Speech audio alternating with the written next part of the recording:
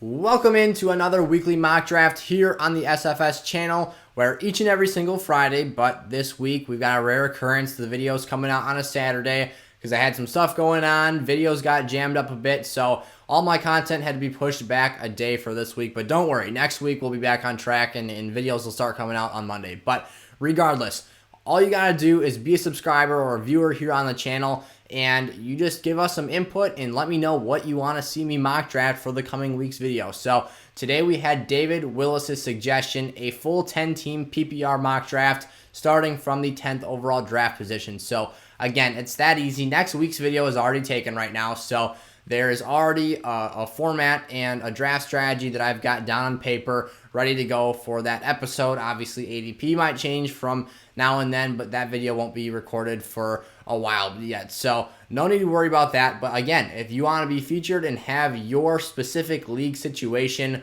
presented here on the channel, you just got to go down there and give me a comment. I'll put it on the schedule and get you signed up for a future video. So thank you all for tuning in to today's video. Let's hit the intro and get started with our 10-team PPR mock draft.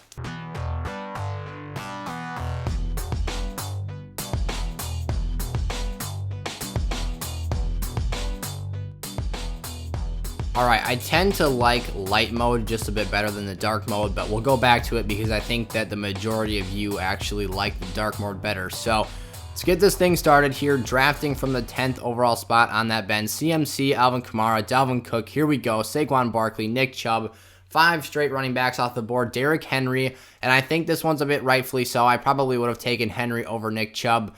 Nonetheless, neither of those players are really pass-catching backs, and that player I actually wanted to take here, Ezekiel Elliott, is not available for me to take at the 10th overall spot.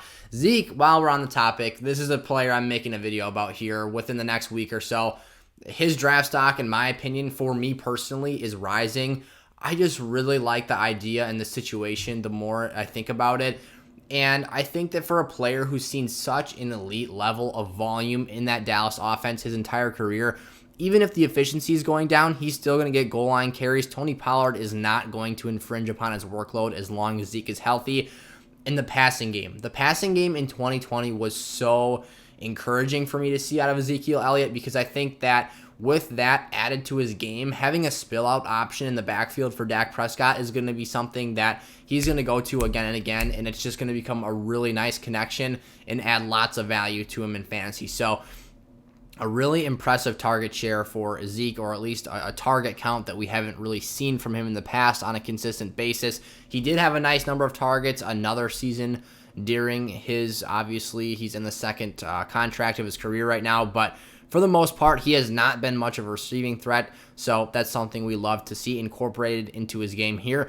And if you've been around here on the mock drafts for a couple weeks now, you might have noticed I actually added time to my draft clock because I seemingly got auto-picked at least once or twice on a routine basis on these mocks, because I'd sit and talk about the picks, break down the board so long that I'd just run out of time and it would turn into an ugly disaster. So Aaron Jones, the top back on the board. Cam Akers, another option I really like to see there.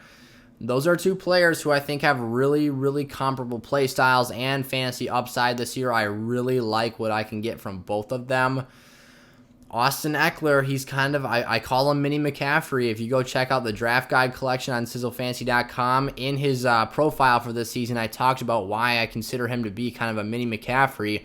And I mean that not necessarily thinking that he's going to put up CMC numbers, but there was a year back in, what was it, the early 2018 season, no, 2019, it was 2019, when CMC finished as RB1 and Melvin Gordon was holding out for a new contract, that Eckler was in there and he was a complete monster with Phil Rivers in that offense.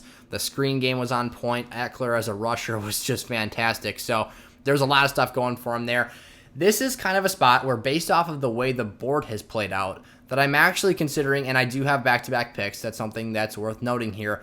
I'm really thinking about taking a Devontae Adams, because I think that you'll also see me talk about this in the draft guide, is that there comes a point in time when running back is by far the most valuable and scarce position outside of tight end, but it's not like there's going to be a tight end run going on in the top 3 rounds of your draft board. It's the toughest position to get right later on in the draft, the running back position that is. And you have to capitalize on it and get RB1s with high upside early. Again, we do have back-to-back picks, but the big but here is that there is a point in time when the RB value is kind of dried up, and there's still upside, certainly, at this spot on the board. But the 10th overall pick for Davante Adams, a PPR machine, there's virtually no barriers to entry in this offense for him to get the same amount of target share he's been getting for the last 2 years. I mean, there's nice players in Green Bay around him, but literally no one in the same stratosphere that can infringe upon the workload that he's already receiving. So no Aaron Rodgers. With Aaron Rodgers, I still think that not only is he my wide receiver 1 overall, but he's definitely the top receiver on the board right now. You could maybe make a run at him with Stephon Diggs and Tyreek Hill, but it's still Adams for me. And in this pick, the order I take these players in doesn't necessarily matter that much, of course, because we're back to back. So there's no scarcity or any players that are going to be dropped off the board between my 2 picks. So just like that, I've already talked. There we go. That's why I increased that draft timer. Give me more time to decide. Typically, I would like to take a Travis Kelce here. I do think it's just a tad bit of a reach. Maybe if I'm at this team 7 situation right here, since this is only 10 teams, not 12, which is what we typically do around here, I could see myself going for him then, maybe even at the 1-8. But we're going to go Davante Adams here just to lock that pick up. And now I think it's really important that in all league formats, do not walk away from the first 2 rounds without a running back. And there's a lot of fancy players out there that are going to want to try RB0. They're going to want to try something different away from, to be honest, what seems like the streamline for fantasy players. But it's all research and proven statistics behind why we take running backs early. The chances of you, let's just scroll down here. The chances of hitting on Darrell Henderson, Phillip Lindsay, Jamal Williams, not even starters. Todd Gurley's not even on a team right now. A.J. Dillon's going to be playing second fiddle to Aaron Jones, who's one of our options here. Trey Sermon is a sleeper I love. Michael Carter, though, these aren't players. The point is that you don't want as your running back 1 on your team. And yeah, maybe that was a bit extreme, a bit inflated of draft positions. You're probably looking more around Raheem Mostert, Chase Edmonds, Kenyon Drake territory for the RB0 strategy, but I still don't like it. It's not something I want to do because I want to make sure I hit on the running back spot. I would much rather take my chances late with the receivers who literally, it's like every other week, a door opens up for another player to be the wide receiver 1 in their offense. Literally Travis Fulgham last season. What was that? He was the unquestioned wide receiver 1 in Philadelphia for 5 weeks last year. And as soon as the Eagles receiving core got healthy, no more targets for Travis Fulgham. It's just how it goes. And yeah, you could say the same thing. You can streamline running backs running backs when the starter goes down and then just drop them back to the waiver wire. But just the overall player pool and options I had to choose from when you're literally in the NFL starting 3 receivers on the field nearly at all times. Some teams even roll 4 out there a lot.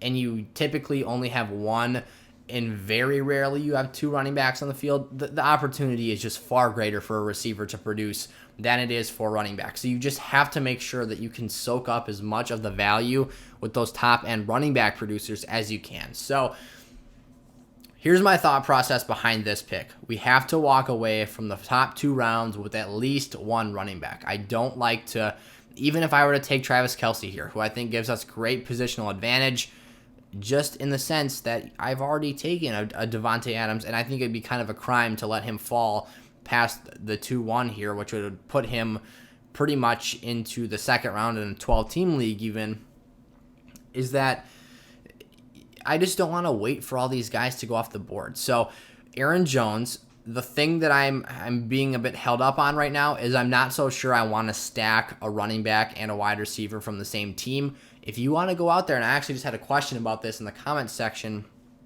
a day ago, is that, he ended up stacking 3 players, a quarterback, a running back, and a receiver from the same team, and it was actually the Cincinnati Bengals. In that case, I didn't hate it because the Bengals were a team that Joe Mixon is the only player that you're investing into significantly.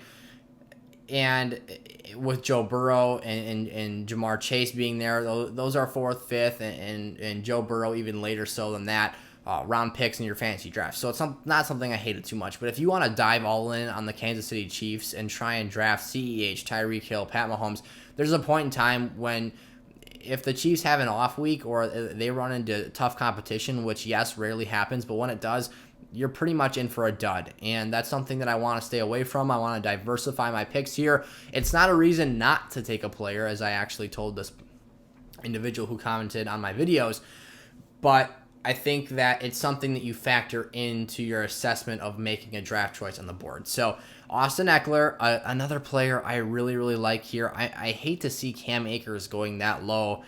And honestly, I think the main reason that I wouldn't take him over an Aaron Jones right here is simply for the fact that I think Aaron Jones has a safer floor. We've seen a larger sample size and opportunity to produce. So I might have to go with Aaron Jones here, and I part of me really wants to take Austin Eckler too, but the size makes me worry about his goal line role on that team. And something else that gives me a little bit of drawback with Austin Eckler is the fact that Joshua Kelly was literally seeing 20-plus games when Eckler was on the field at the start of last season. So some things I don't love to take into consideration there, but are all real factors. Joe Mixon, I think the floor is absolutely there. He's a volume monster, but the ceiling is a bit shaky in the sense that this is a extremely pass-first team.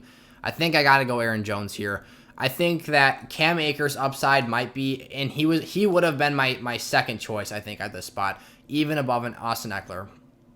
And here's why. I think that while Cam Akers might have the highest ceiling of those three backs, I think that the nature of Sean McVay's offense and the potential he has to rip a 180 on you and just change up the running back lineup in a flash, it's something that when Aaron Jones is there on the board in this type of a setting, I think that you have to really strongly consider what your overall basis is here. And the fact that we already went with such a high upside wide receiver who also has a really safe floor made me feel comfortable in the fact that stacking two of those players might go well here. But the thing you don't want to do is then and again, I'm not going to stop myself from making this pick if it ends up playing out this way, but I'm not going to go out and target an Aaron Rodgers in this draft. Obviously, he's holding out right now, so I don't know why you would in your fantasy leagues either, but again, stuff to take into consideration here. Not loving. See, this is why I didn't wait on running back, because literally I'm trying to make a choice right now for my RB2. Jacobs, CEH, Miles Sanders, all players I'm fading this season. Chris Carson would probably be the next player up on the block that I would like to take at this spot, but I think that it feels like a reach, and that's really unfortunate because I think I'm going to have to make a reach here for the running back position. I guess I could wait for Myles Gaskin. That might be another option to sit back and wait a couple rounds here. Myles Gaskin's a player I actually think is really underrated and a sleeper, but maybe there's some upside or some incentive to fade the running back position at the spot, and this is why it played out great. Had I taken a Cam Akers and Austin Eckler, great ceilings, but I would have felt a little bit risky rolling them out my lineup as my running back one without a substantial RB2 pairing. Aaron Jones is a player who, Jamal Williams is out of that backfield right now. He's going to be competing with A.J. Dillon for rushing attempts. However, Aaron Jones, I still think, will command the lion's share of that work. And additionally, I think Aaron Jones is getting back part of the receiving game that he lost to Jamal Williams 150 touches last year. So I think that Jones will actually have a volume uptick and trend closer to the 2019 production we saw out of him.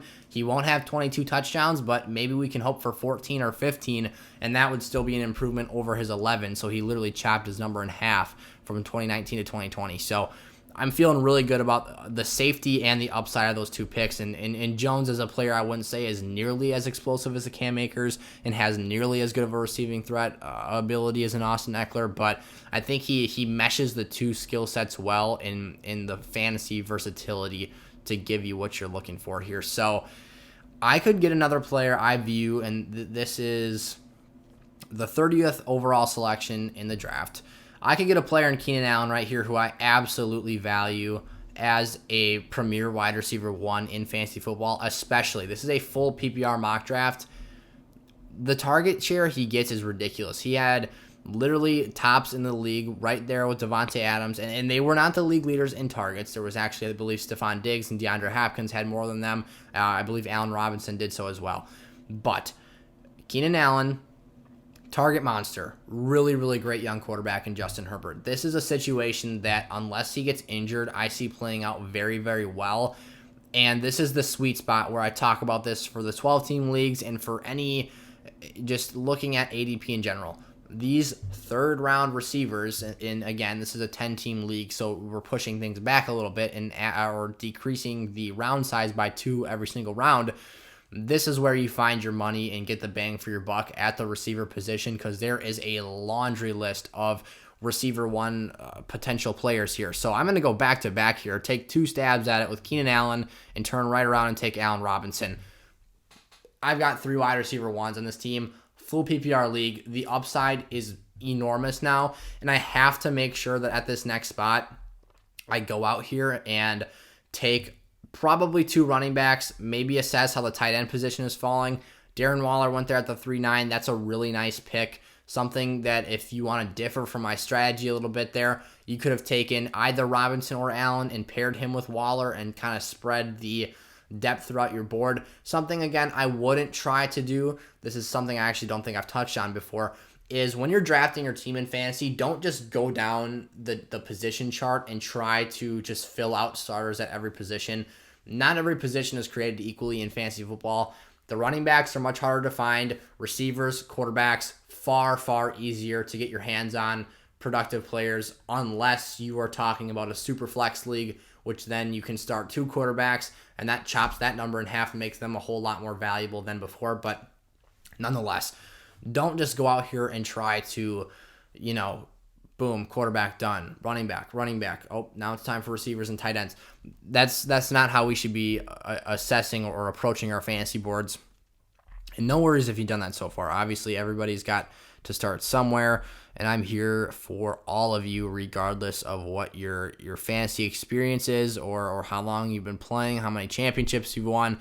We're all here to have a great fantasy community together. And if you want to join the SFS community, link to our free Discord for the time being is in the description of this video. So you can go join that up, and I'll be giving out access to subscriber mock drafts, which I'll be announcing here in a couple of days for the 1-year anniversary of SFS being around. We started out on Instagram, but obviously we've evolved into YouTube content, which is what I love doing. I love talking with these mock drafts and going over a bunch of stuff and strategy for you all. The regular season is the most fun for me because we get to do lineup adjustments and stuff and help each other out. So it's going to be a great season. You should definitely stick around for the ride here. Looking at the tight end spot, Kyle Pitts, Mark Andrews, players I really like. I'll have to check on some other positions to see if I like the value there or not. It's creeping up towards Myles Gaskin time. I think this is something that, unfortunately, being on the bend here in these 10-team leagues, you're going to have to, based off of what ADP tells you, and again, do not live and die by the ADP. That's just the average of the fantasy community. Please have your own rankings, whether it's looking at my rankings that you can get in my draft guide, looking at someone else's rankings, or literally just stacking up against a free ESPN analyst's rankings.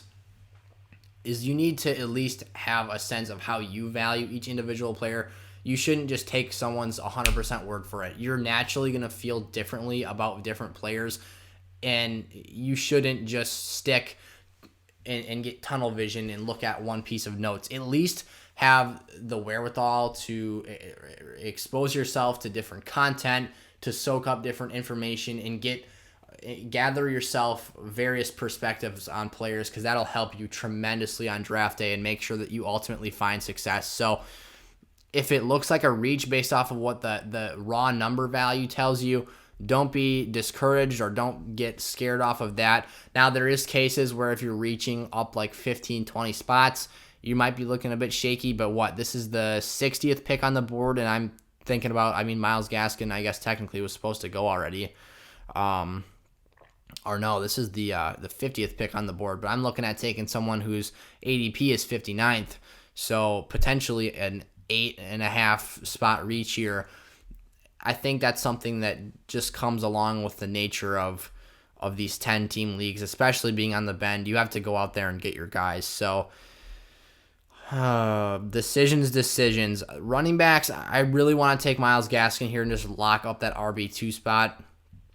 I don't think I'm going to double dip. Something I could do here, this is a really unusual strategy for me, is I could fade running back even farther and try and get a Ronald Jones or a Mike Davis, who I wouldn't feel terrible about having in a 15-round full PPR draft as my RB2, RB3 potentially. This is looking like a much top-heavier receiver core than expected, so maybe I try and fill out tight end now and capitalize on a player like a Kyle Pitts or Mark Andrews.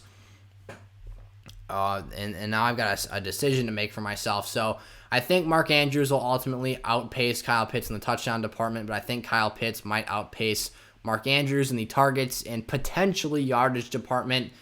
Mark Andrews, though, we've already seen him play and produce. He's actually ranked higher in my redraft rankings list, and we've already seen him last year. Although the numbers look limited, he has successfully hauled in 25% of the Ravens' passing offense, so that's a significant marker for a tight end, and especially a guy who's that good in the red zone, so I don't think we can discount him here.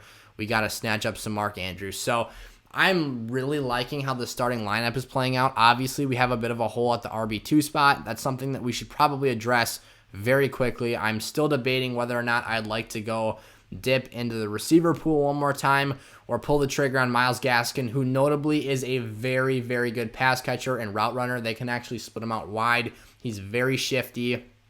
This could be a lot of value here. The reason I stray away from James Robinson, who was oh so good last season, first-round pick of Travis Etienne, and Urban Meyers being an annoying little nuisance with how he's talking about these players. Today he just came out and said, Trevor Lawrence, he's not ready yet. And then he came back later and he was like, he doesn't have to be ready though. And stop talking, Urban. You're confusing everybody. You're making us all have wishy-washy fantasy outlooks here. Obviously, that's not what he cares about. But James Robinson, Travis Etienne, that backfield has gotten really murky really quick. Is Travis Etienne a receiver for him? That's what it sounds like from what Urban's telling us.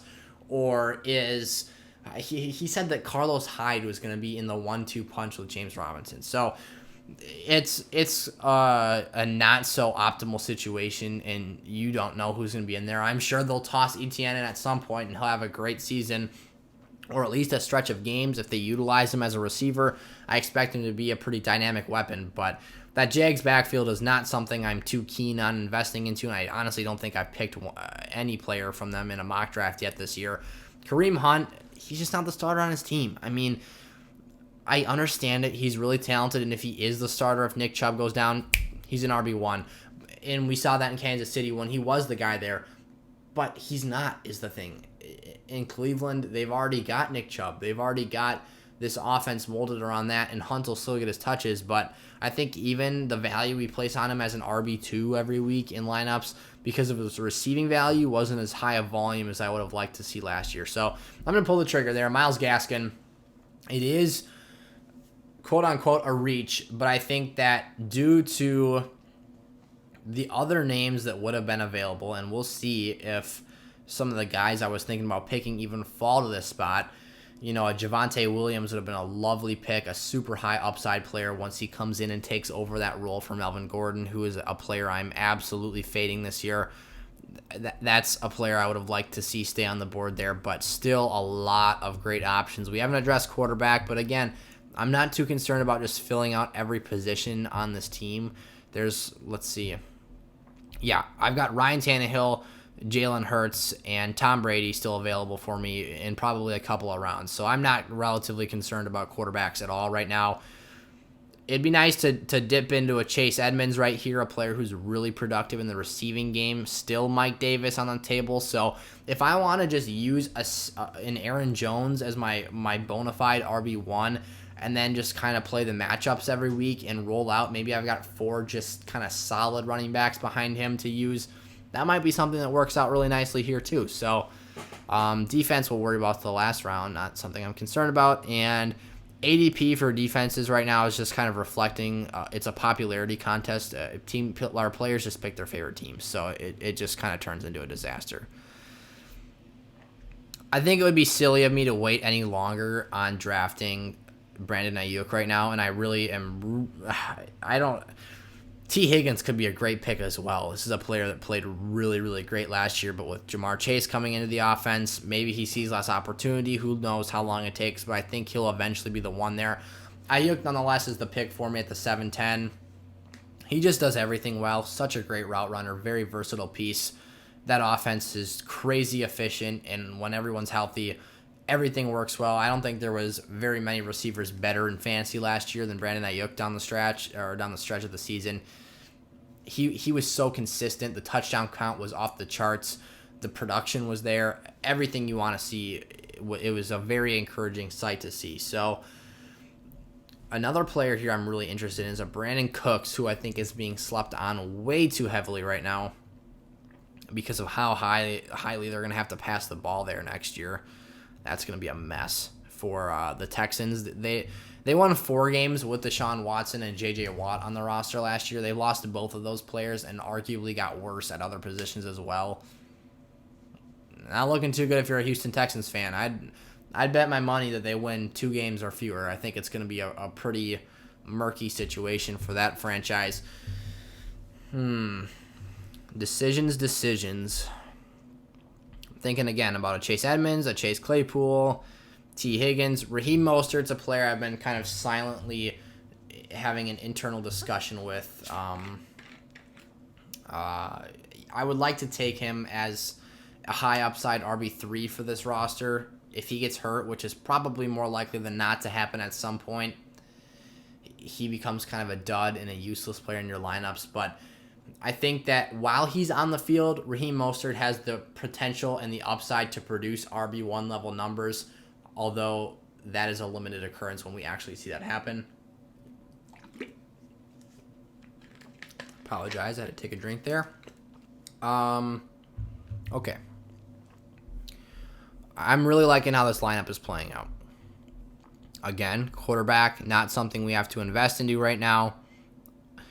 Melvin Gordon is a player I was all over before the Javonte Williams pick. I thought that with Phillip Lindsay leaving that backfield, that was going to be a great situation and an underrated line as well. But now I just can't do it. He's fallen here too. The sleeper ADP knows not to pick Melvin Gordon right now because it's too risky of an investment. He's literally fallen 8 picks. That's a really good representation of Melvin Gordon's drawback right now. By the sleeper ADP right here, having him literally falling way past where he's supposed to have went just for that single reason right there. So since we're so thin at running back, and I feel really, really strong about the top 4 receivers in addition to the tight end I have right now, I'm going to roll the dice on Raheem Mostert. And this is absolutely a player where maybe he plays really good the first 2 weeks of the season. I'm trading him. I'm not thinking twice about it. Absolutely trade bait here for Raheem Mostert. I would soak up the value while you can out of him, but always sell a player early before it's too late. I love talking fancy trade stock and whatnot on the channel here, especially during the regular season.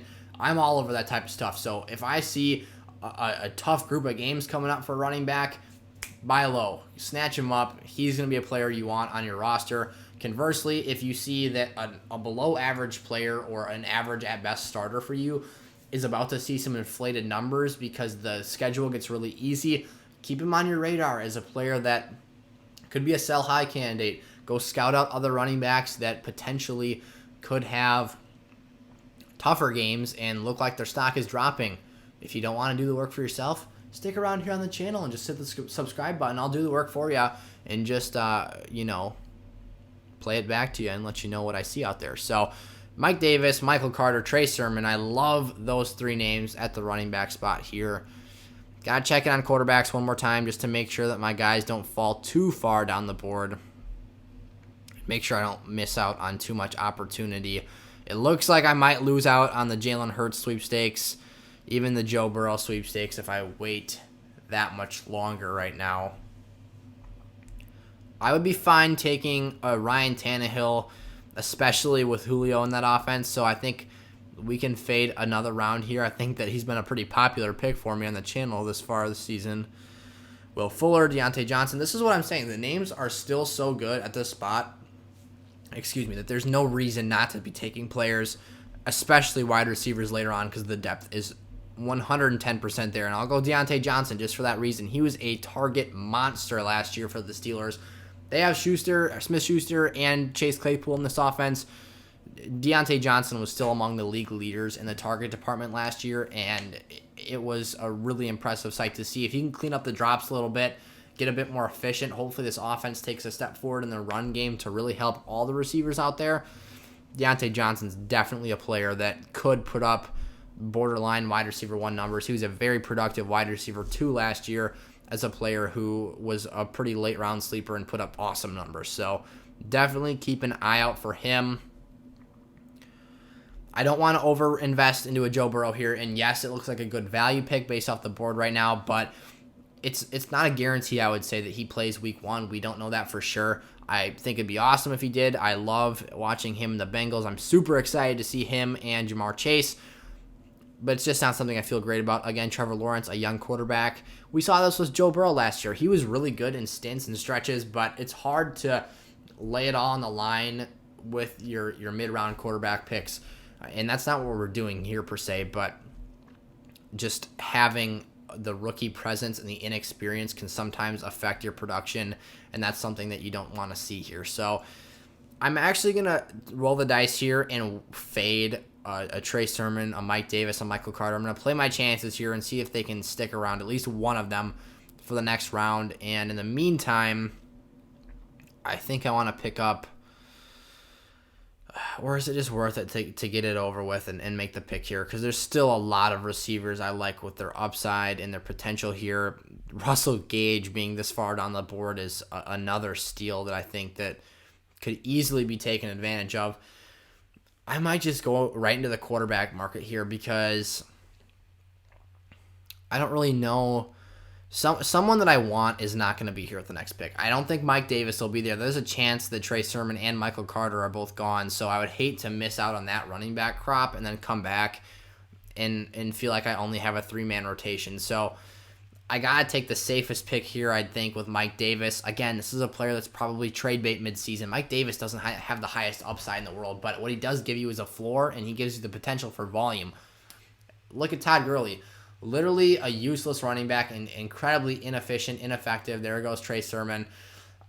And he comes in and just becomes a touchdown hog in this Falcons offense and becomes one of the top running backs in fantasy for as long as he's being utilized there, and that eventually fell off the wagon as well. But the point being, it was a very relevant role in the offense. So I'm glad I didn't totally fade and go out on a limb and take a wide receiver, because Stafford, Hurts, Tannehill, Michael Carter, Trey Sermon, all players I was considering, all went off the board before my next pick. So I would have been a very unhappy camper if none of those options were there.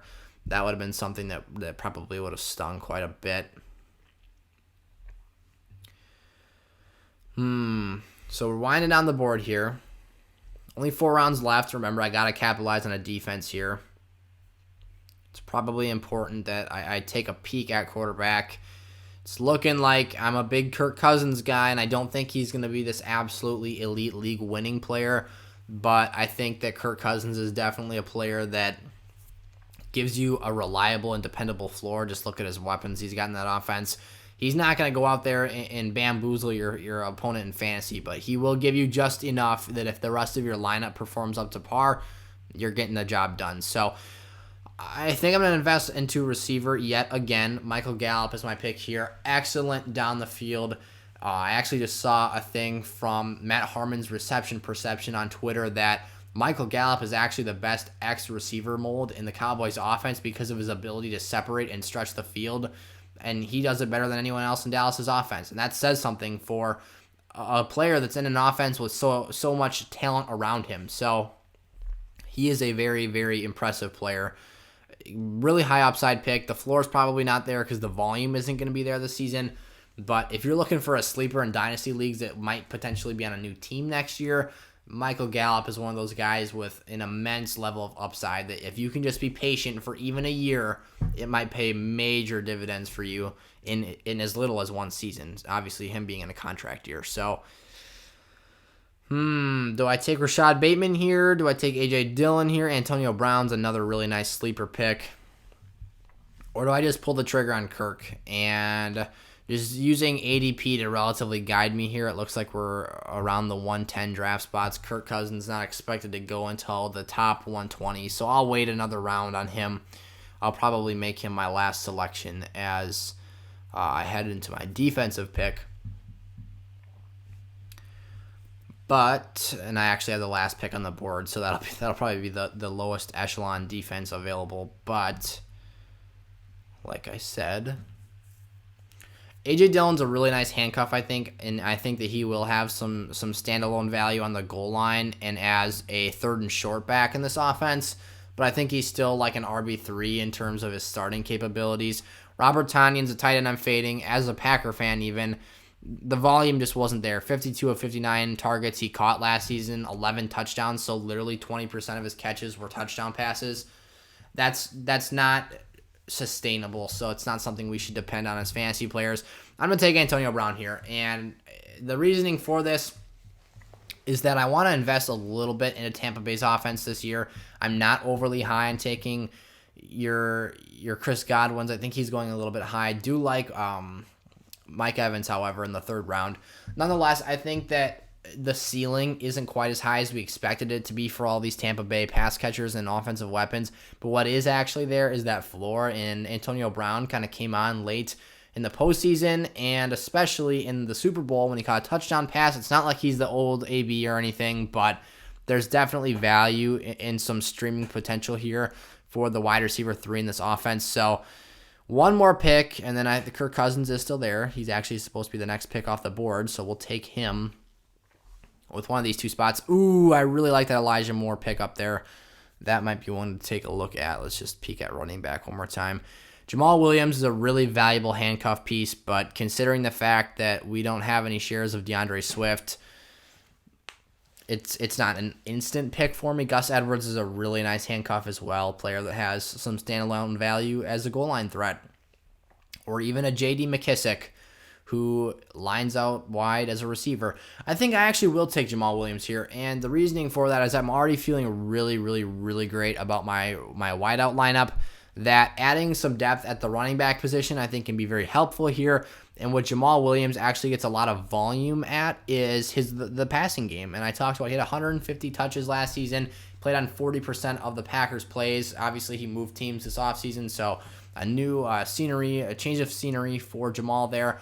But I think that this isn't going to be a player you're going to start a lot, but DeAndre Swift did show some injury-prone tendencies, as a rookie. So if that trend keeps up, he can't stay healthy and on the field, that's your guy right there, Jamal Williams. So you see this here, I still don't understand the way this is playing out at the bottom for these defenses. I just got the choice of Tampa Bay or San Francisco's defense with the last pick in this mock.